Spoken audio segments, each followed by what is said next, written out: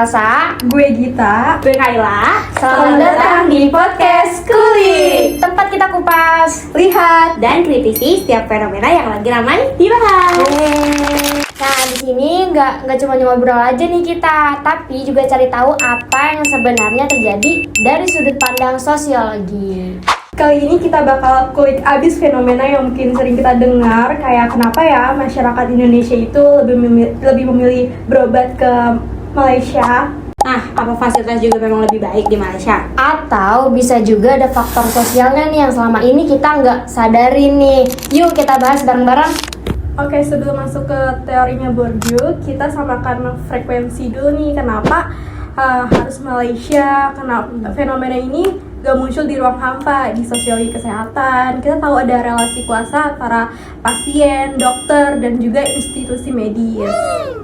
Bourdieu punya konsep yang namanya tuh ranah atau field. Nah, ranah ini adalah arena pertempuran sosial tempat orang-orang memperebutkan sesuatu. Dalam konteks ini, ranah kesehatan itu di Indonesia dan Malaysia itu punya dinamika yang berbeda-beda gitu. Berbedanya kayak apa sih? Nah, di Indonesia ada krisis kepercayaan atau disebutnya distrust yang laten terhadap sistem kesehatan domestik, entah karena antrean BPJS yang menggular, komunikasi dokter yang dirasa kurang humanis, ataupun isu misdiagnosis. Sementara itu, Malaysia sengaja mengonstruksi field mereka menjadi ramah bagi pasar Indonesia lewat lembaga seperti MHTC atau yang bisa disebut itu kayak Malaysia Healthcare Travel Council. Nah, mereka itu menawarkan paket pengobatan yang terintegrasi dengan wisata. Oh, betul banget nih. Jadi kayak ketika pasien Indonesia masuk ke field kesehatan yang ada di Malaysia, mereka itu nggak cuma diposisikan sebagai orang sakit ya, tapi juga sebagai konsumen yang dihargai. Nah, disinilah nih muncul adanya taruhan modal dimulai. Nah, sekarang kita mari bahas motivasi kita pakai konsep kapital atau modal dari Bourdieu.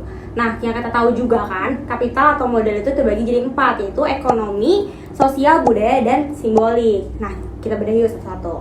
Yang pertama itu tadi, modal kapital ekonomi. Jelas, berobat ke luar negeri itu butuh uang ya. Tapi, menariknya di Malaysia, kapital ekonomi itu dikonversi dengan sangat lebih efisien.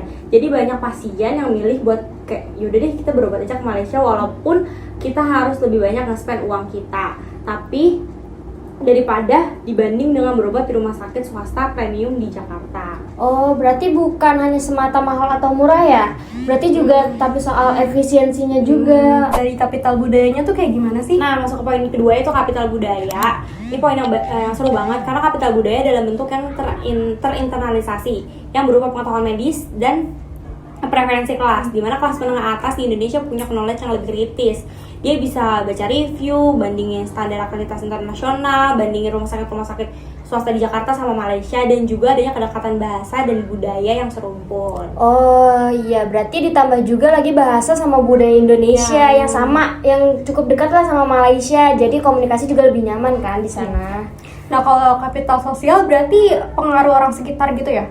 Nah, betul banget. Yang ketiga itu kan kapital sosial. Jadi rekomendasi dari mulut ke mulut, misalkan dari bokap gue baru banget check up dong di Malaysia, kayak gitu kan. Biasanya kayak gitu itu masuk ke kapital sosial. Jadi jaringan pertemanan, keluarga gitu. Jadi keputusan ini memperkuat keputusan individu untuk ikut-ikutan pergi ke sana. Sebenarnya ikut-ikutan aja sih kapital sosial tuh. Oh, jadi hal yang kayak gini tuh akhirnya membentuk kepercayaan masyarakat juga ya. Terus yang terakhir ada kapital simbolik tuh, itu maksudnya apa ya? Nah, terakhir yang paling krusial kapital simbolik. Di sini tuh prestise mulai bermain karena berobat ke Malaysia itu melahirkan apa yang disebutkan sebagai distingsi atau pembedaan kelas, di mana kelas tertentu memilih untuk berobat ke luar negeri adalah sebagai simbol status. Jadi kayak misalkan ada kebanggaan sendiri loh kalau misalkan nyebut saya mau second option ke dokter di Malaysia gitu. Nah, secara simbolis itu menegaskan bahwa mereka bukan dari kelompok yang pasrah menerima kualitas layanan kesehatan yang ada di Indonesia. Jadi bukan hanya mencari layanan kesehatan saja ya, tetapi juga menunjukkan bahwa mereka tuh punya akses terhadap kesehatan internasional loh, kayak gitu. Nah, lalu gimana sih semua kapital itu tuh bekerja gitu? Nah, Bourdieu sendiri ini menghubungkan lewat konsep yang namanya habitus. Habitus ini sendiri itu adalah struktur mental atau disposisi yang tertanam dalam diri kita akibat struktur sosial masa lalu. Nah, rumus dari Bourdieu ini sendiri itu ada habitus, kapital, dan ranah sampai dengan praktik. Nah, praktik di sini itu yang dijelaskan oleh Bourdieu adalah tindakan medical tourism itu sendiri.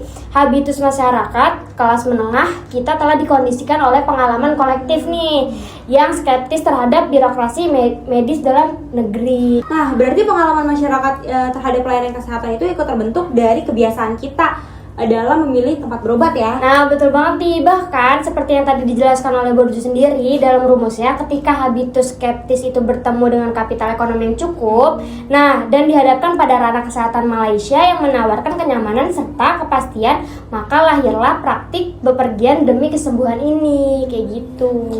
Nah, jadi tuh bagi mereka berobat ke Malaysia itu bukan lagi tindakan impulsif ya, melainkan sebuah tindakan yang dirasa paling masuk akal.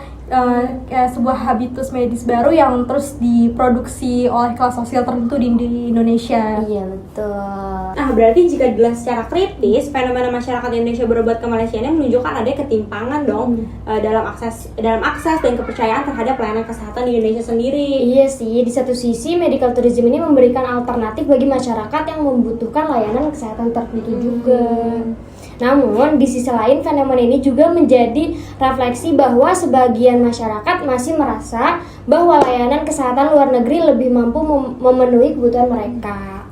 Nah, dalam perspektif sosiologi kesehatan, kondisi ini menunjukkan bahwa kesehatan itu tidak hanya dipengaruhi oleh faktor medis, tetapi juga oleh faktor sosial kayak kelas ekonomi, terus pendidikan, pengalaman, dan juga budayanya. Nah, berarti itulah kenapa teori Bourdieu ini membantu kita memahami bahwa keputusan seseorang dalam memilih layanan kesehatan itu merupakan hasil dari interaksi antara habitus dan berbagai modal yang dimiliki. Iya, kayak gitu. Nah, teman-teman, dari obrolan singkat ini kita bisa lihat nih kalau medical tourism bukan cuma soal sehat ataupun sakit secara biologis. Nah, ini adalah isu sosiologis yang kental dengan reproduksi kelas, akumulasi kapital, dan pergeseran habitus kesehatan. Fenomena ini jadi kritik keras buat struktur ranah medis di tanah air untuk berbenah, terutama dalam hal humanisme medis dan transparansi layanan.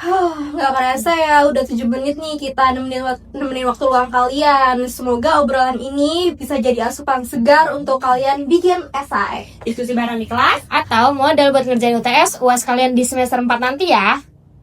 Gue Salsa, gue Gita. Gue Kayla. pamit undur diri. Sampai jumpa di episode kulit berikutnya. Bye-bye.